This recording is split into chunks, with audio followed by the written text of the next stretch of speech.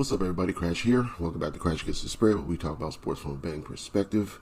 It is Friday, December 20th, and we have 4 games to talk about today. 1 college football, 3 NBA. Coming off a day where I didn't have a chance to do a video, so I didn't really have any official plays. I did do 2 parlays for NBA and NFL, and the Broncos got me. I faded some of my closest peers and went with the Broncos plus 2.5 and the over. So the over hit, but the Broncos did not get it done. Yeah, I did sweep the board in my NBA picks. I had the Spurs minus 1.5, which was the kicker. I had Grizzlies money line, which should have taken the spread on. I had Bulls plus 14. Had the over in the Jazz Pistons game, and I had the under in the Thunder Magic game. All I was missing was the Broncos. But I did have a smaller one that I was able to cash out, and then I flipped that on the over in the Nuggets game. So, it didn't start out being a good day, but it turned out to be pretty good. So, also wanted to say thank you to you guys for being here this year, participating this year, watching, going through it, everything. This was the very first year of me doing videos in this format on social media. I had been doing videos for a couple years as I was getting used to this sports betting process, but this was the first year I transitioned over to YouTube, and I appreciate everything that you guys have given me this year. Now, next year I will be making a couple changes. One thing that I've learned along this process is when you're starting a YouTube channel, YouTube likes a fresh new page for an algorithm. So I did use this page, which was my YouTube page since I had an iPhone. So I changed it from, I used to be a rapper in my younger days. That's where the Crash Landon comes from. So I changed that page into this page, and I think that affected the algorithm a little bit. So I will be creating another page next year, sometime, beginning of the year. Once I'm going to go to like a pick of the day kind of thing, so I can focus on my favorite game, favorite pick. So once I get that set up, I'll let you guys know, but I will be still posting videos here for the time being. So you guys can still find it and have a way to get to the other page once I create that. So first game up in the NBA, I have the Hornets and the 76ers. 76ers are 10-point home favorites, 10.5, depending on your book. And I think some books even have 11. So looking at this game, Charlotte Hornets just played the Washington Wizards last night and lost 123-114. And they lost to a Wizards team that got a couple pieces back. So Brogdon played, he had 25. Poole had 27. Kispert 13. So, Washington's not going to lose every game. But Charlotte was 4-point favorites in that one. And now they're going to Philly as 10-point underdogs on the road on a back-to-back.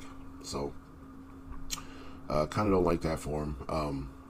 I would lean Philadelphia. That number is kind of too high, in my opinion, for me to bet on Philadelphia right this second. They did just play Charlotte in their last game. Charlotte played, obviously, the Wizards in between, but in their last game, they played Charlotte and beat them 121-108. They've played 3 times already this season. They won the second one 110-104, and the first game went to overtime, and they won 107-105. So this is triple revenge for Charlotte, but they're on a back-to-back, just coming off a Wizards loss. Can't really trust them here. So I'd say Philly and the over is my pick for these. Milwaukee and Cleveland. Milwaukee coming off the in-season cup win. Cleveland coming off a couple wins versus Brooklyn and Washington. They lost to the Heat, and then they've been on a 4-game win streak before that. They did lose their cup games, so they weren't a part of that last run. But they, they're Cleveland, second best record, I think, in the East. Second best record in the East. Playing the Milwaukee team coming off the cup. These teams have also played a couple times this year. They were close games each time. Cleveland won both, 114-113 and 116-114. So looking like the Bucks have figured some things out, coming off a couple days rest. I don't I would lean Cleveland with the Bucks coming off that big win, maybe a letdown spot. But 9 points is a lot with them playing close games all year. So I would lean Milwaukee plus the 9. And Thunder and OKC, or Thunder and the Heat. Thunder coming off a back-to-back. They beat the Magic last night in a low-scoring game. I would lean under again in this game. Not really sure the side that I would pick right this second with the Thunder on the back-to-back. But I think the under might be a good look. So last game they played, they haven't played it all this year, but last game they played was 107-100. It was back in March of this year.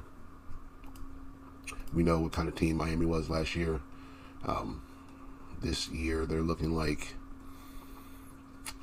slightly high-scoring team. It just kind of depends on who they play and when. So against this Thunder team, I would lean under, and probably OKC as well, but under I think it's going to be my play. So those are my picks for the NBA. And for the college football game, I think I'm leaning Indiana.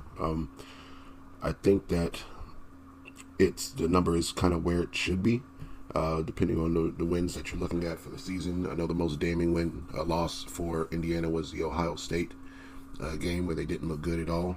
And then they had a next toughest opponent was Michigan, where they did win 20-15. But most people don't think that they can handle this Notre Dame team. There are spots for Indiana to move the ball, so the total might be in question. That the over might be a good look, but I'm gonna take a shot with Indiana also. So Indiana plus 7 and the over 52 is my pick for that one. So those will be my plays for this card here. Lock that in. Let's get this money, and we'll be back tomorrow to talk some more college football. See you back then.